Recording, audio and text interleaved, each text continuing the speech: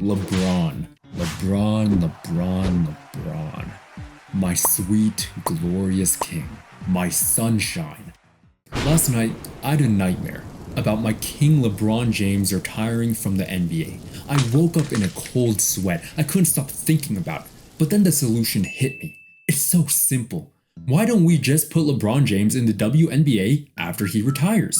Get that motherfucker in a wig and HRT. I want to see him play until he's 80 years old. Imagine this. The Atlanta Dreams versus the Indiana Fever. There's 3 minutes left in the fourth quarter. Finally, Brittany Griner from the Atlanta Dreams says, "Baka, これは俺たちの最後の賭け。出てこい、LeBron James." From the bench comes LeBron James in a fucking wig. The crowd goes wild.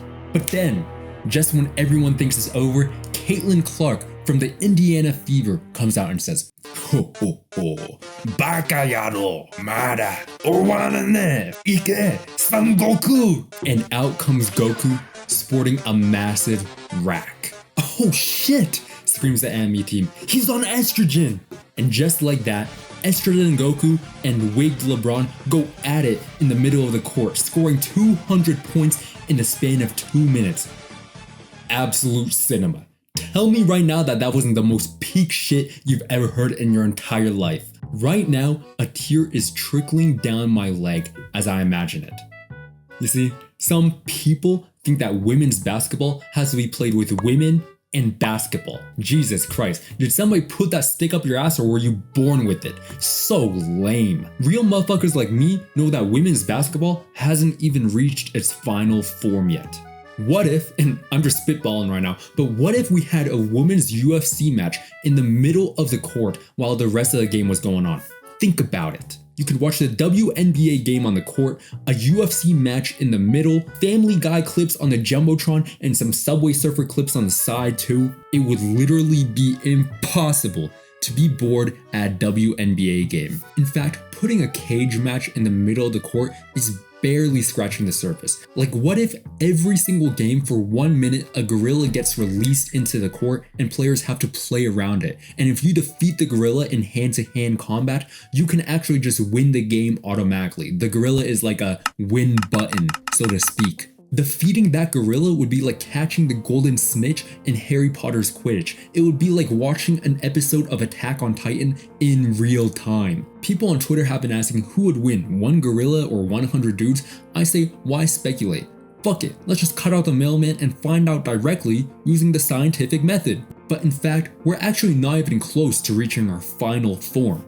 Giraffes, elephants, lions, get the whole goddamn safari out on the court. You see, like, sports betting nowadays is just so damn boring. It's always the same basic stuff like, oh, I think the Lakers are gonna beat the Utah Jazz this season. Yeah, no shit, it's the Utah Jazz. Like, the most interesting bets I've seen in the NBA recently are people speculating if Jimmy Butler will shit his pants again. And don't get me wrong, that is pretty interesting. But I'm just saying that the WNBA bets could go so much harder. Oh, who do you think wins the UFC cage match? And do you think they do it before the halftime show? Or how many lions do you think LeBron can take out in 1 minute? Or do you think Caitlin Clark can solo the gorilla again for 5 weeks in a row? Or what if for championship matches, the entire arena gets flooded and we're right back to the Roman Colosseum?